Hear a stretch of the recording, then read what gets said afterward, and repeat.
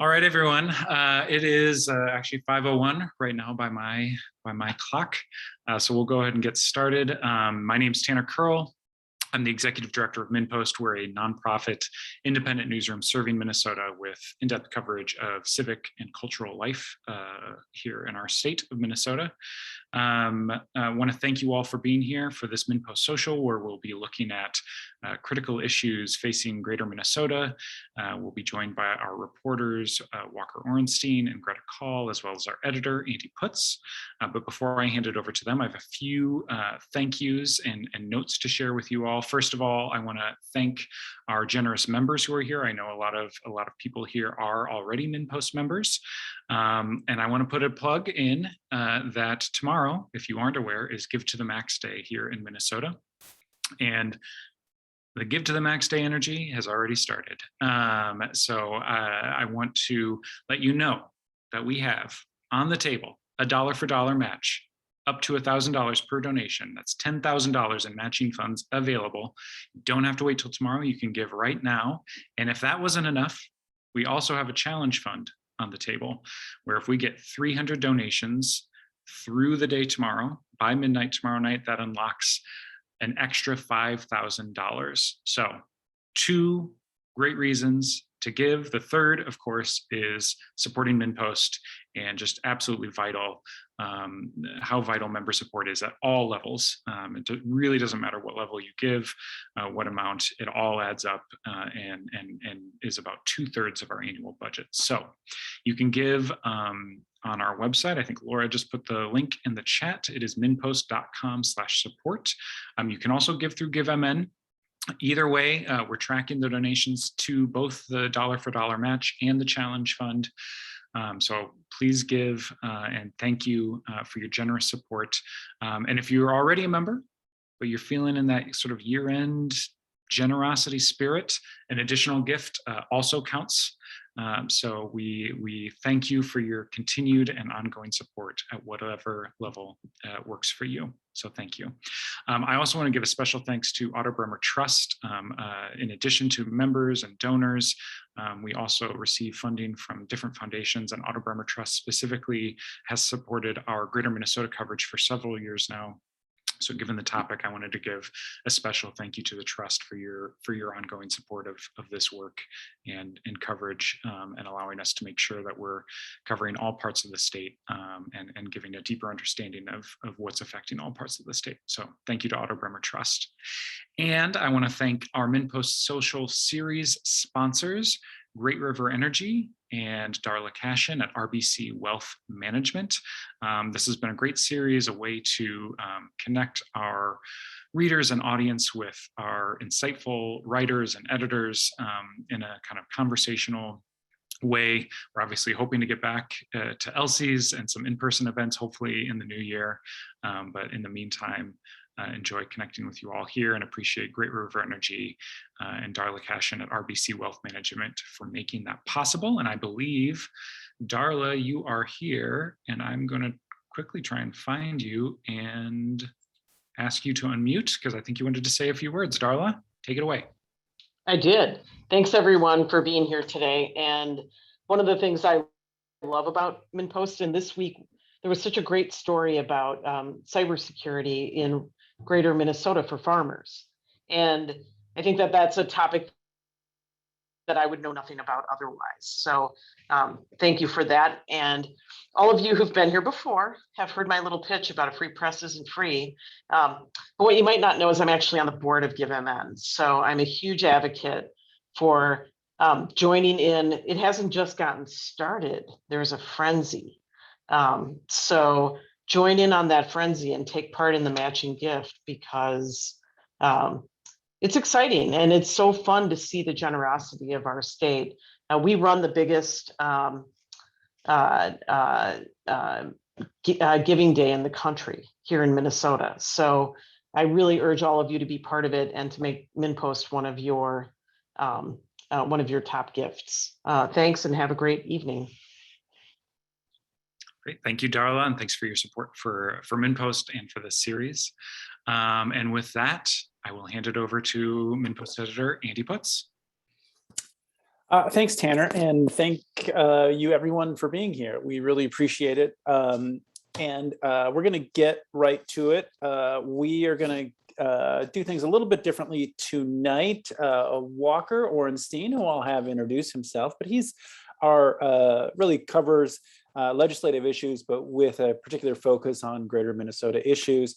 He's going to give a little bit of an overview of the issues he's looking at. And the things he's been writing about. We're also going to have Greta Kaul, our data reporter, who she'll introduce herself to, and she'll pipe in with some different things, particularly talking about economic issues, some election-related stuff. So, but we're gonna open it up, obviously, to you guys. I recognize a lot of the people on this call, and you all have much better questions than I do. So we're going to get to that pretty quick after we let Walker kind of set the stage for us. So with that, Walker, I'm just going to kind of hand it over to you, and then we'll go from there. Thank you, Andy. Appreciate it. Thank you, everybody, for coming. I really do appreciate it sincerely. Just wanted to start. Everyone hear me okay? I'm using kind of a new microphone setup, so wanted to see if the audio is all right. Yeah, anyway, anyway, first wanted to start with an admission. I am not in Greater Minnesota tonight. So sorry about that. Didn't want to disappoint anybody. I'm at our headquarters in Minneapolis, but I'm out and about throughout the state a fair bit for work. Get sent out to various places. I was recently in Alexandria for a couple nights, for example. Want to lay a couple ground rules just to start. First and foremost, I get asked this all the time, but Greater Minnesota does not mean there's a lesser Minnesota, just so you know. And it looks like people say my volume is low, so I'll try and bump it up a little bit. All right, is that any better? All right, much better. Here we go. Yes, I'm in Greater Minnesota in spirit. There is not a lesser Minnesota. Just because we call it Greater Minnesota, it's just a designation of the area, anywhere outside the Twin Cities metro. So the 7 counties is what we count. So I report on generally everything out there. I also want to just say Greater Minnesota is not one thing, obviously. Duluth is very different from Windham. There's rural areas, there's urban areas, so on and so forth. So all those places have different challenges. But we find it rewarding just to focus generally on, parts of the state that aren't getting as much coverage necessarily. I know that there's great news outlets all around the state, but yeah, so just wanted to focus on that. And as Andy mentioned, I do mostly state coverage. So you're welcome to ask me a question about Congress, and I may know about it a little bit, but mostly my focus is on state policy. But I have learned a little bit about the infrastructure bill. So you can ask me about that.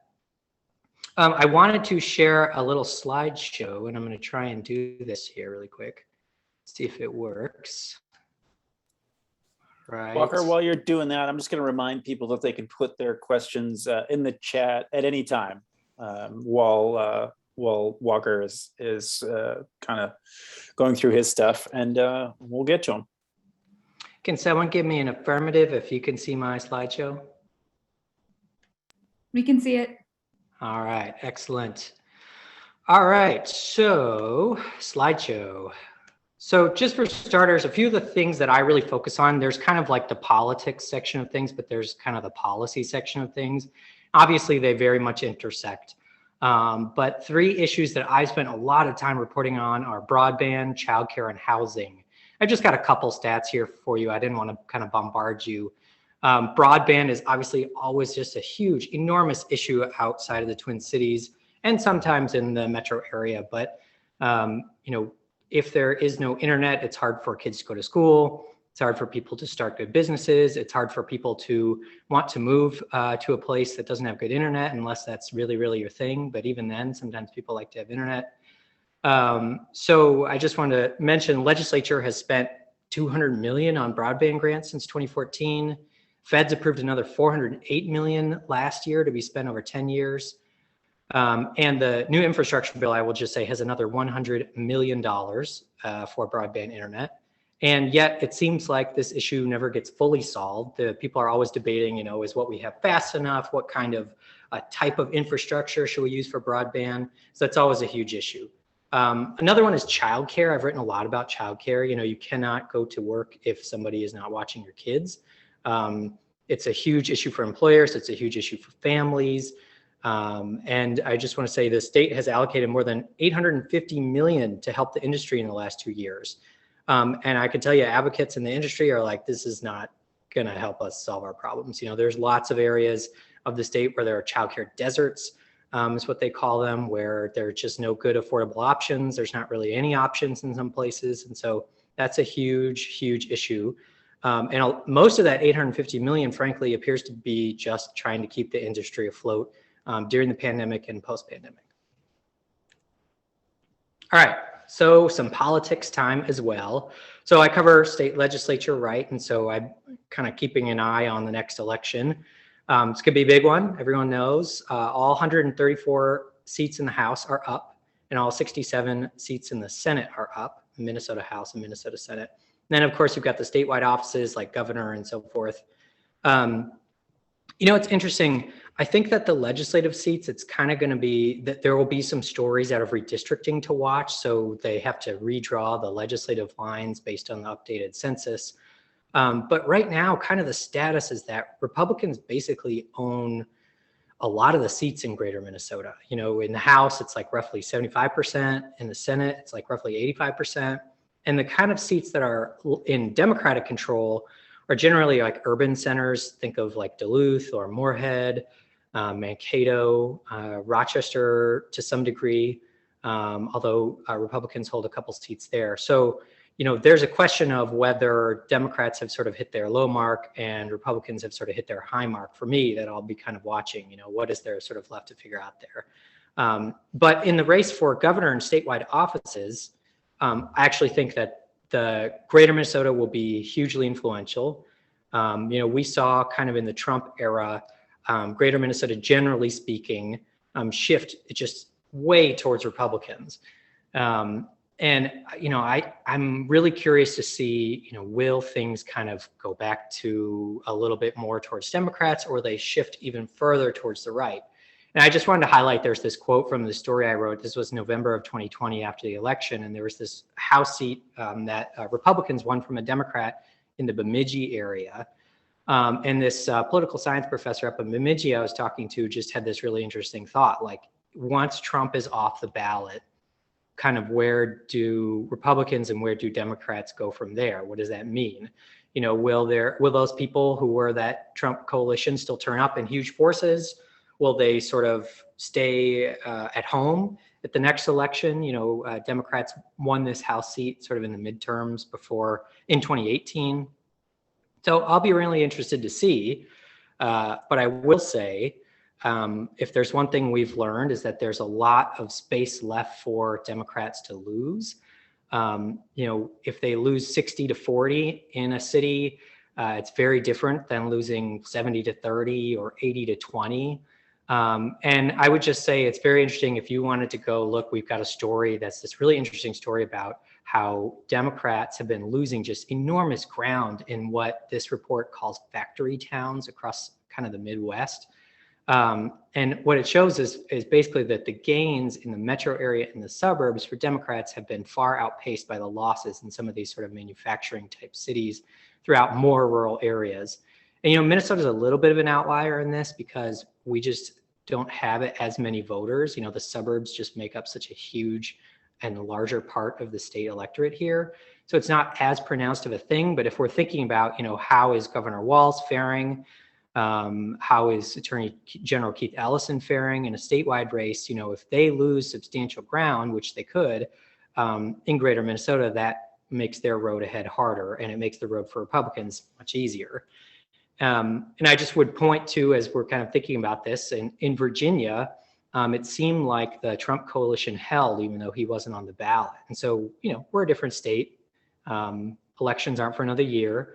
So things could obviously change, but I just want to point out that kind of what happened, it appeared, is that in rural areas, Republicans won by even bigger margins.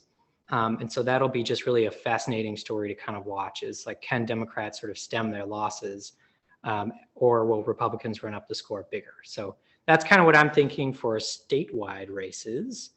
And I was just gonna kind of throw it over to Greta Kaul here to talk maybe a little bit about some of the polling that we've done and other issues.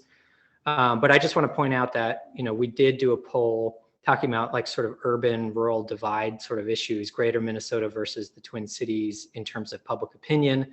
And Governor Walz just not doing very well outside of the 7-county metro, and frankly, not doing all that well inside the suburbs either. So with that, I just kind of wanted to throw it over to Greta, and she can either pop out of this slideshow or keep flipping through it, up to you. But thanks for listening. Hi, Greta here. I think I might pop out of the slideshow because I don't have a lot of details on the polls that I actually made charts for or anything. So can you stop sharing that, Walker? Yes. Oh, I can stop you. Oh, Okay. good. Okay. Yeah, so we did a poll at the end of August that surveyed almost 2,000 people across the state of Minnesota for a state the size of Minnesota. That is a pretty big sample, and the reason that we did a sample that large was because we wanted to be able to break it out by regions and have still good sample sizes so we could look at some of these trends. And generally what we found is really what you would expect based on what Walker was talking about. We found that politicians, Republicans, more popular in rural Minnesota, less popular in the cities. The opposite was true for Democrats, and then the suburbs were really in the middle. And as I've written about kind of ad nauseum, because we've seen kind of the realignment of not a realignment, but like over time, greater Minnesota and rural areas across the country have really trended Republican, and the cities have stayed blue. The suburbs have really become the battleground in these things. And unless something changes, I expect that to be the case for people running statewide and in legislative seats in the elections in 2022. So just as an example of that, and I pulled one, our poll found that Tim Walz, had 59% of voters in greater Minnesota had a negative view of Governor Tim Walz, compared to a 55% positive view in Minneapolis and St. Paul and the urban areas specifically. In the suburbs, that was split 50-50. So that was, so that's kind of what that looks like. And then again and again, that kept coming up, whether we were looking at COVID restrictions, which actually did have more bipartisan support than some issues, but just issue after issue that was coming up. So I don't expect that to not be a fixture of the 2022 election. And I hope we do more polling coming up so that we can kind of keep an eye on that, because I'm really interested to see over time, if we do basically the same survey with the same questions, whether things change. But those seem to be kind of baked in fixtures of Minnesota politics since 2016. So that's kind of where we're at. And I think that's what our poll showed. Do you have anything to add on polling, Walker? No, you got it. Happy to get to questions. Let's just jump right in. People had a lot of questions already in the chat, so let's just go right to it. And this is actually, I think it's addressed to Walker, but I think it's actually both of you can kind of speak to this, because Greta, you talked about obviously the polling, but we have talked over the years about urban-rural divide in Minnesota. I was often a skeptic of that being a really entrenched issue, and I probably, I don't want to say I've completely changed my tune, but certainly a lot of information, as you guys have pointed to, would speak to that there is a huge divide there. And I wonder if you guys just want to talk to that. I mean, the question here is, why do you think there's such a growing political division between Metro and greater Minnesota? It's just the number of Republicans, but I think the issue, right, is why are so many people seeming to move in that direction? Yeah, I guess I can just start with an observation that's not really explaining why, but when I started at MinnPost only 5 years ago, there were a lot more swing seats in greater Minnesota than there are even now, which is interesting because I haven't covered that many election cycles here. But it's really, it feels like whatever has been happening has escalated, and really it's been in the last 5 years that has solidified, at least to me. Maybe people who have been around longer have different feelings on that, but it's been really interesting to see that happen. And like, in fact, we just thinking about it, we do a races to watch thing before a re-election, and it just feels like when I was doing that with Peter and Brianna Bierschbach 5 years ago, we saw so many more of those in greater Minnesota than we do now. Yeah, I mean, the question as to why, I mean, it's always complicated. So many answers and so many directions that you could think of. I mean, I used to report out in Washington State, and it was kind of the same thing. It was like Seattle was one thing, and everybody outside of Seattle hated Seattle. And you know, I'm not saying everybody outside of the Minneapolis area hates Minneapolis. It's just obviously there can be some divides there. You know, trying to think of like some examples, like in some of the seats where Democrats have lost, like some of the Republicans, for example, some of the Republican senators, I remember, you know, like for instance, up in northern Minnesota, they would campaign a lot on Second Amendment issues, guns, abortion, and they felt like those issues resonated. But it goes beyond that. You know, there are sort of jobs and economic issues like Line 3, like mining and so forth. It's just a really small kind of section of it. The last election, policing was just a huge kind of dividing line. And it just feels like people's attitudes have split a little bit to some extent. So I don't have any super amazing answer for, you know, why, you know, there is sort of this divide on many policy issues and a lot of cultural issues too. But definitely it's as Greta pointed out, it's been exacerbated, and yeah, like she said, a lot of swing districts have become very few to none. So Walker, remind me, in that story you did about the factory towns, did they get into sort of explanations about why things were sort of going in the direction that they are or they were? Was there any sort of diagnosis there?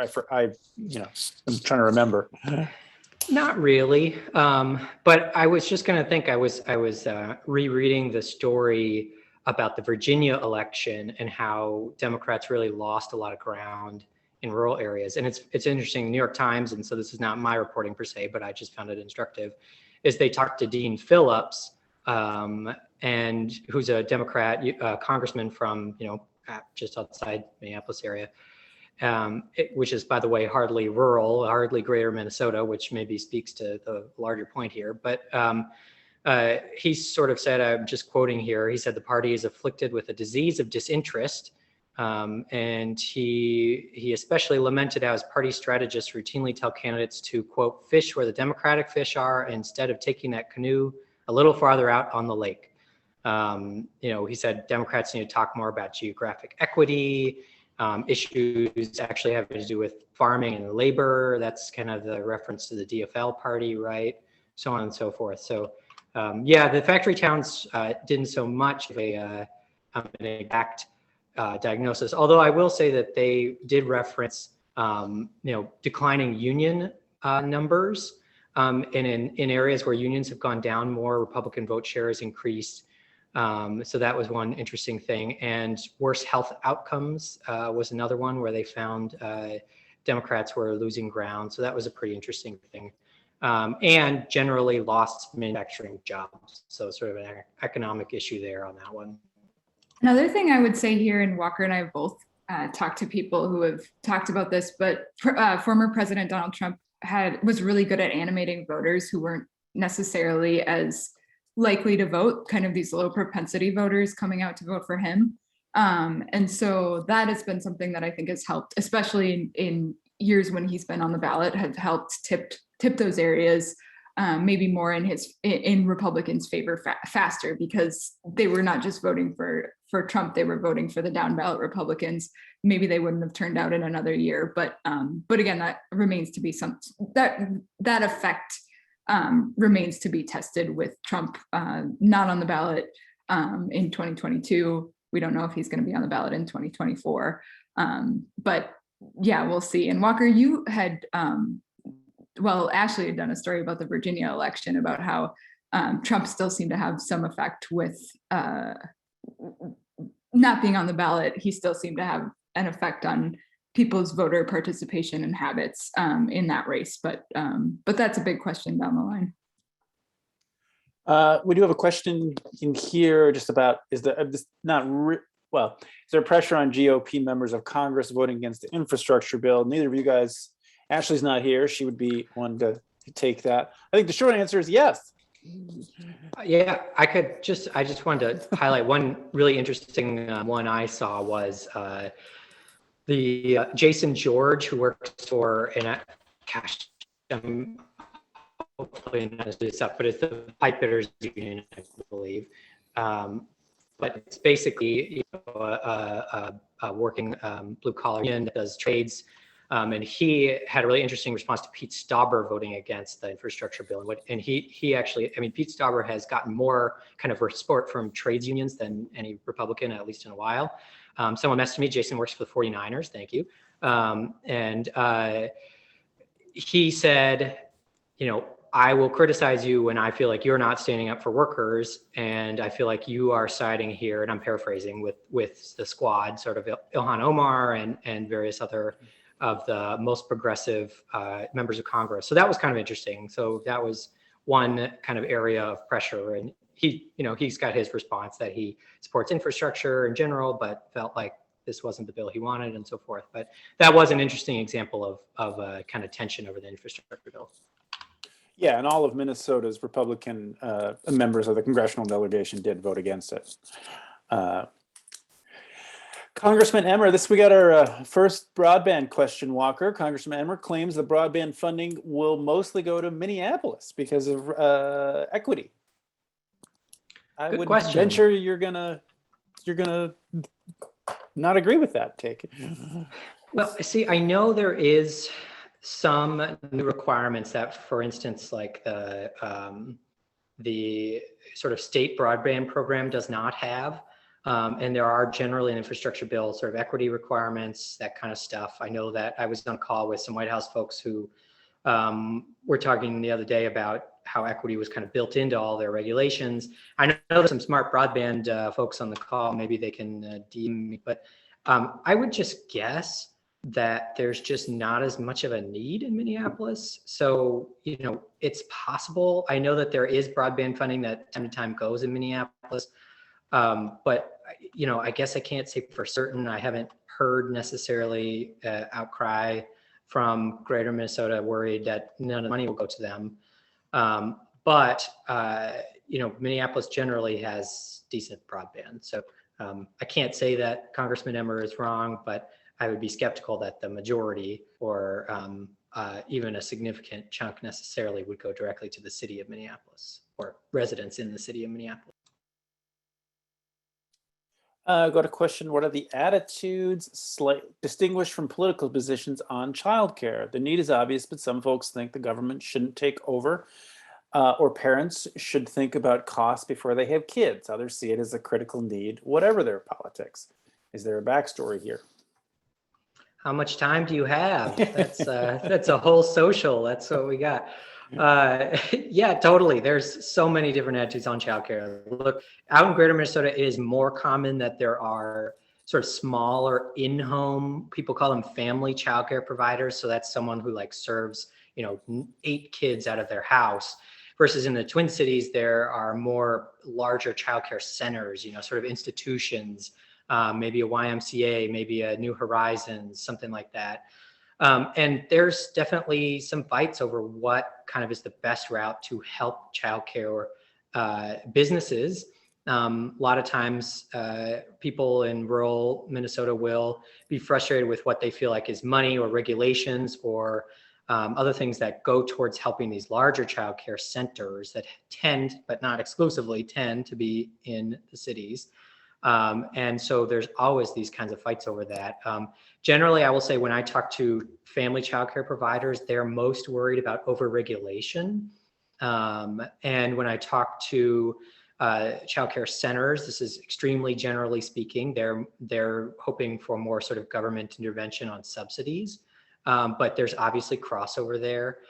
So these are not necessarily political people. These are just sort of owners of these businesses who run these things. So there are these really intense splits. And when we're talking about in the Build Back Better Act, that's Biden's sort of second stimulus program that he's trying to pass right now. There is debate over, what kind of childcare funding should be passed in that, and should it be school-based in the K-12 system? A lot of people in the private industry worry that that will really basically be the demise in some ways, or at least significantly harm the private industry, which cares mostly for, say, infants, where the school-based system will care mostly for like older, young children. And so there's kind of a split there on that issue as well. And that can be political. But I will say at Minnesota's legislature, generally, Democrats had previously had a really strong push for more school-based programs. And lately, at least Democratic leadership in the legislature has sort of taken the stance of any money we can send to this issue, we should send it. Early learning scholarships, sure. Childcare subsidies, sure. School-based programs, sure. So that's kind of been their stances of late. So that's a long answer that also touched on politics, but I will just say that absolutely there are all sorts of splits on things like, government regulation or subsidies and so on and so forth. But the economics of the model are just broken at this point. I mean, I think we can say that fairly certainly. Objectively, fairly, that the model of childcare as is doesn't really work. There's just the parents pay too much and the workers make too little, and it just doesn't work. We're going to stay actually in childcare. The next question is, what initiatives will the legislature take up to adjust the myriad regulations on childcare providers, including all the required training, which is rarely given outside the metro, meaning providers often have to take a day off of work to travel to get the training. And then Bree snuck in a second question there about unionizing we can take after you answer the first one. I'll start with the unions. I don't know. I don't know if there's any rumblings. From what I remember was the last one, which the vote on potential unionization of childcare workers was overwhelmingly defeated, although it was before my time here reporting in Minnesota. I will say, as to the legislature, I mean, frankly, there's always talk about regulation cuts and so forth. I'm not that in depth on the exact regulations of what types are being debated at any given time, though I know some of them. I will say the legislature, frankly, has been, trying its best to just send out all the money that has been given right now on the childcare issue and kind of tracking that. Like there was a hearing in the Republican-led Senate a few weeks ago, and I wrote a story about it, where the leader of the committee, Jim Abler, asked the Department of Human Services, which funds a lot of these programs, the federal money comes through them, the state grant money comes through them that goes out to these childcare providers all the way across the state. And he just said, will you just tally all this up? Like how much has gone to this? And this is like the senator who leads this committee. So that was just kind of interesting, where he was like, I actually need you to just like help me understand all the money that's been spent on this issue, which, as I've talked about, isn't necessarily enough, but it's just fascinating. And so I do have a story about that where we tallied it up. And even that is not all of the money that's been spent on the childcare industry.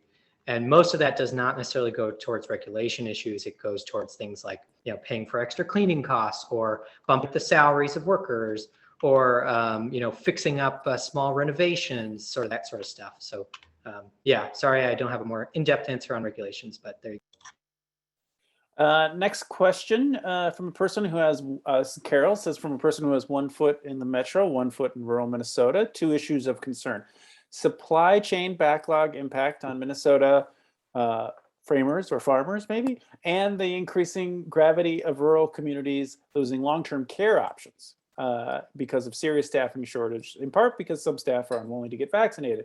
I'm aware in Southwest Minnesota of dramatic lack of care options with some closures and cutbacks. And this is a topic, Walker, I know you have been looking into and thinking about quite a bit. Hey, Greta, do you want to touch on the supply chain stuff or anything with kind of Yeah, I inflation haven't and covered that economics? too much with respect to the farmers, but I know like it's everywhere, right? Like every sector of the economy, anybody who's been following the news is reading about how Black Friday and the holidays are all going to be screwed up by supply chain issues. So you got to get your orders in and that kind of thing. And I can only imagine that for farmers, it's very challenging right now. Yeah, but in terms of do you have anything else on that? I could touch on the long-term care thing, but if you wanted to Yeah. talk about it. No, go for it on long-term care. I haven't really covered that with respect to ag specifically. I'll just say both these good story ideas for me to look into. That's kind of why we like to do these sometimes too, is you're like, oh, that's a good thought. But I will say when I was out in Alexandria, I was talking to some mental health care sort of officials and providers. And it was interesting how they started off this meeting that we were having, and it was on policing and mental health. And they just like right off the bat were like, there was I think it was a hospice center that just closed. They just didn't have staffing. And it closed. I looked it up, and it closed temporarily. And I believe it was in Fergus Falls, or in that area. And I think that's a huge problem. I mean, we're have to the point where Centricare in St. Cloud area is talking about, their hospitals is not long-term care necessarily, but their hospitals are so backed up, staffing shortages and overwhelming COVID cases, things like that. And they're like pleading with people to help right now. Now I know the governor has been sort of activating resources that he can to try and alleviate some long-term care staffing shortages, among other things, hospital capacity and so forth. But yeah, certainly I think to say that there's a dramatic lack of care options in some areas is absolutely true, and something I've been meaning to get to. It's on my list. And I think it would be fun to get to, not fun, but it would be meaningful and interesting to get to in sort of an in-depth way. And I think it's a huge issue. More on the causal side with the job shortage or the worker shortage in long-term care and other care type jobs. It's really hard for them right now, right? Because that's a really hard job. It's not something that everyone wants to do. Those jobs typically are not very well paid. And Target has raised its starting wage to $15 an hour and probably having trouble finding workers because every part of the state has a labor crunch right now. And if Target is raising their wages to $15 an hour, imagine how much the manufacturing facility down the street, because demand for their products remains high despite the pandemic and the supply chain issues. So they're trying to hire those workers too, and they're probably paying a lot more than the long-term care facility, and they might not have vaccine requirements and things like that. So it's a really tough situation that those places are in, because they're, I think, in many communities at the bottom of the labor force chain. Hey, Greta, wasn't it a pretty big problem too prior to the pandemic? I'm sure it's been that's made worse, but absolutely, that's one of the industries that prior to the pandemic definitely had issues staffing up and having enough people to work, partly because too, like, think about what the demographics of these greater Minnesota areas look like. You have these aging populations in most corners of the state, and that requires more people working in these facilities. And at the same time, the economies in these areas have grown a lot, in manufacturing and healthcare, in food processing and producing, and a lot of people are hiring. So I think it's a tough situation, and it's going to remain to be a tough situation for a while. Walker, we're going to go to Barbara's question here. Issue is not red or blue, but as it can government work and get things done. So I'll just use that maybe as a segue for you to talk about, from your perspective, covering the legislature and sort of going into the next legislative session, or actually you're working on a story for tomorrow about Governor Walz, but maybe just give your perspective, kind of about how the parties and sort of people get along to actually is the legislature able to actually get anything done, or will they be able to get anything done? Well, I'll just say the mood right now is not very collaborative.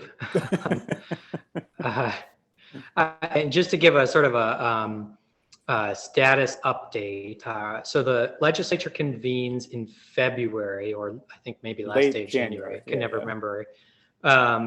And that's sort of their regularly scheduled session. But before that, the governor can call a special session, and he's been interested in doing that for a while. He wants lawmakers, and lawmakers generally want to tackle a few issues. There's some money from the American Rescue Plan for extra pay for frontline workers that needs to be sort of negotiated and then passed.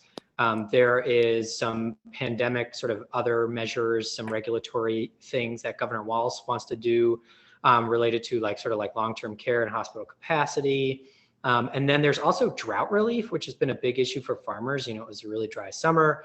And especially for instance, livestock farmers were having trouble getting enough feed, sort of issues like that. I know just regular food farmers, when I say that, it's people who grow, actual vegetables that we eat every day, not sort of the corn and soybeans that is passed into biofuels or so on and so forth, but people who maybe serve a CSA or something like that.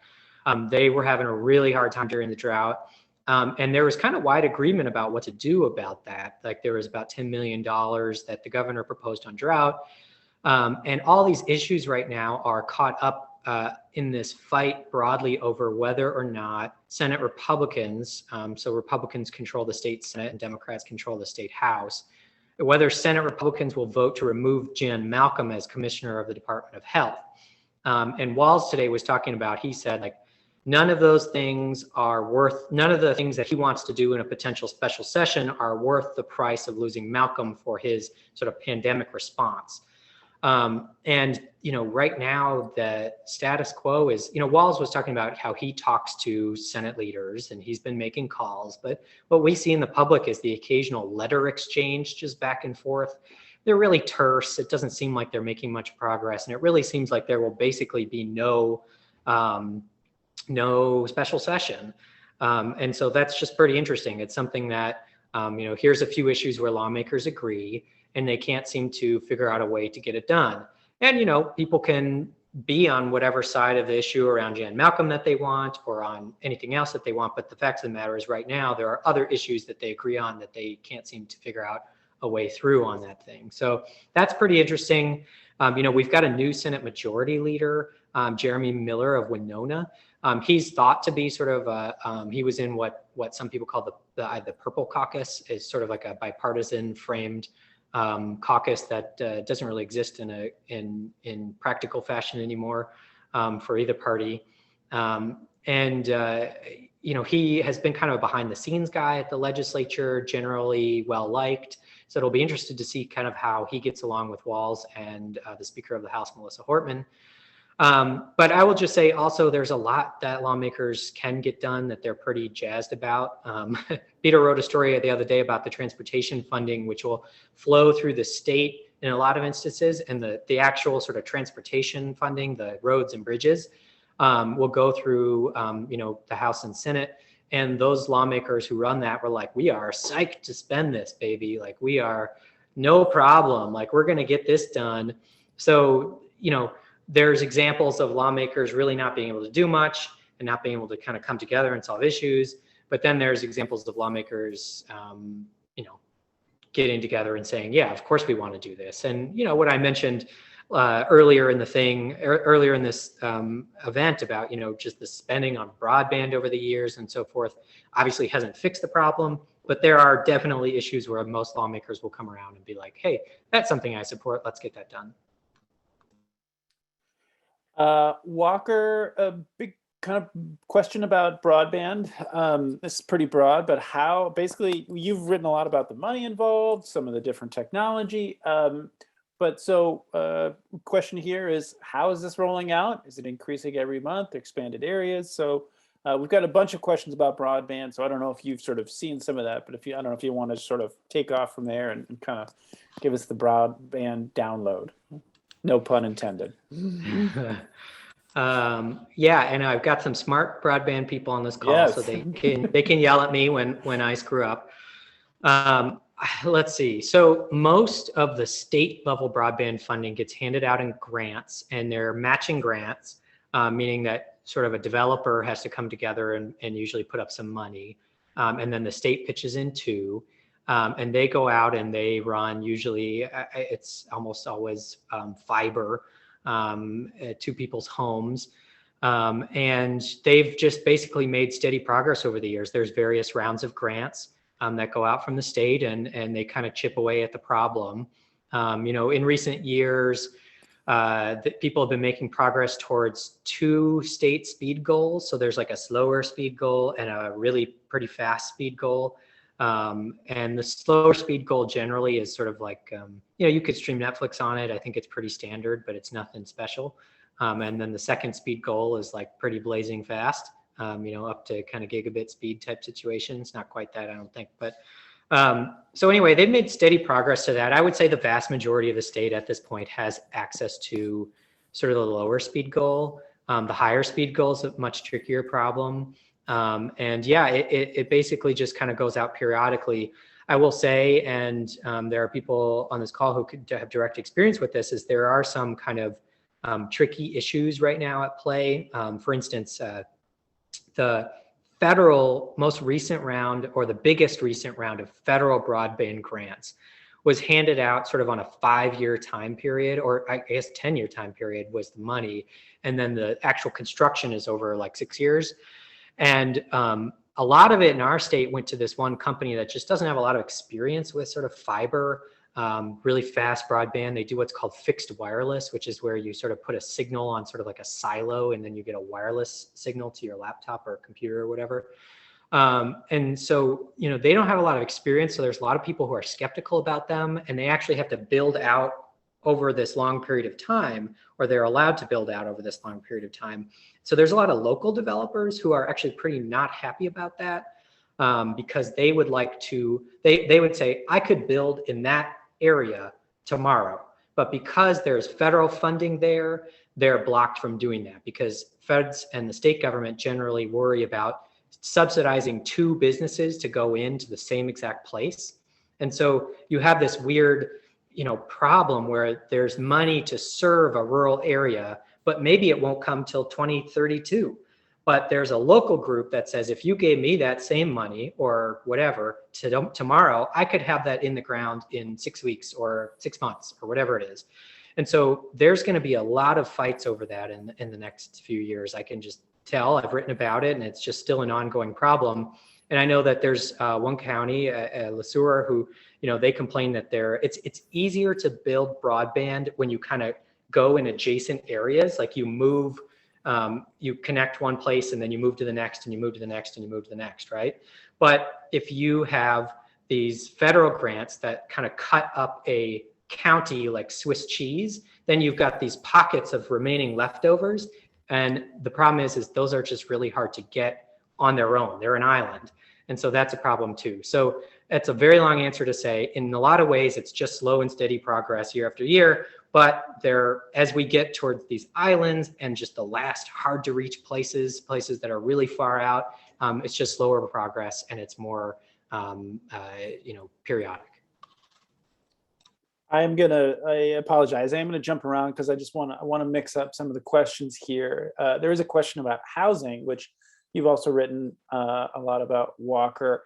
And the question is from Reed, who says, what potential legislation is being proposed to help rural communities with their housing challenges, as it is now the #1 hurdle to attracting workers in our community? And Walker, this is something you've done some reporting on.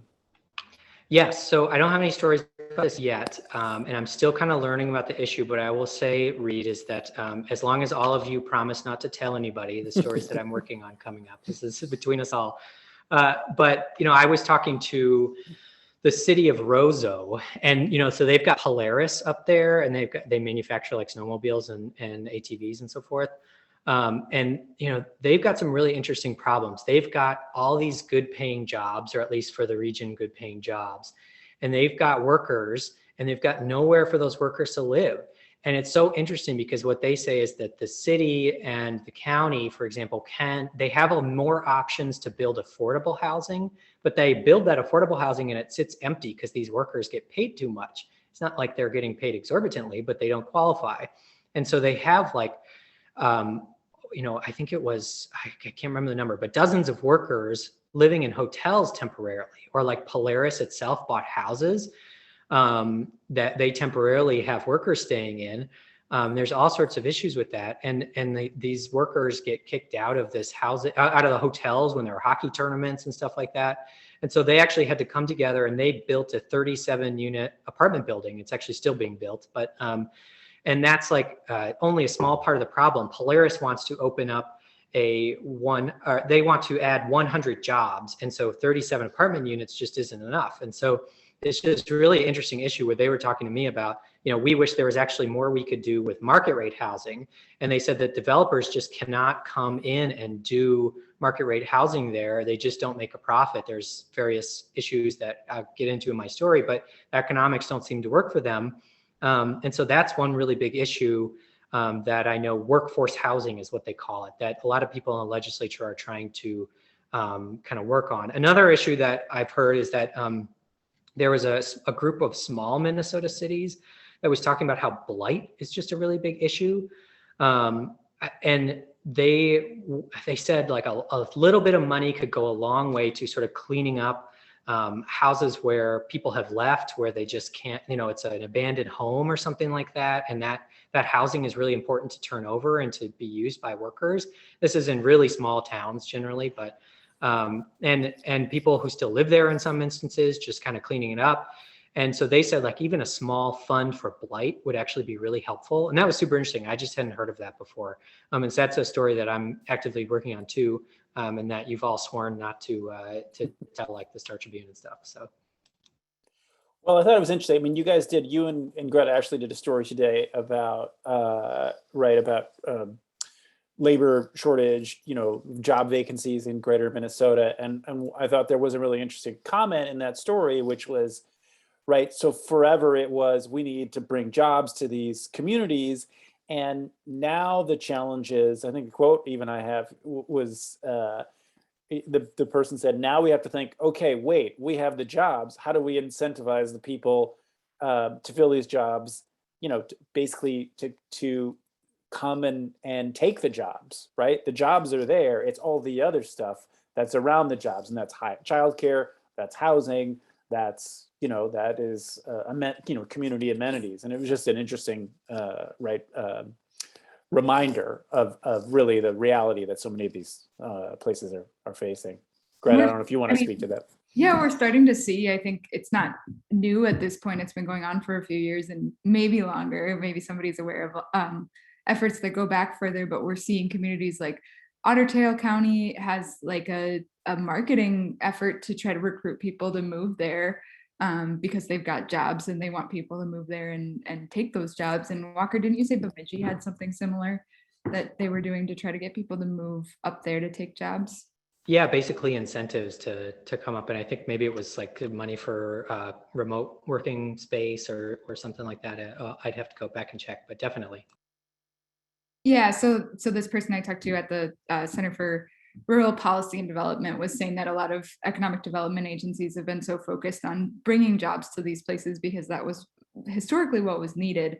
But we're starting to see a shift more toward trying to recruit workers, either as well as jobs or really focusing on workers because they have jobs and they want people to come and take them.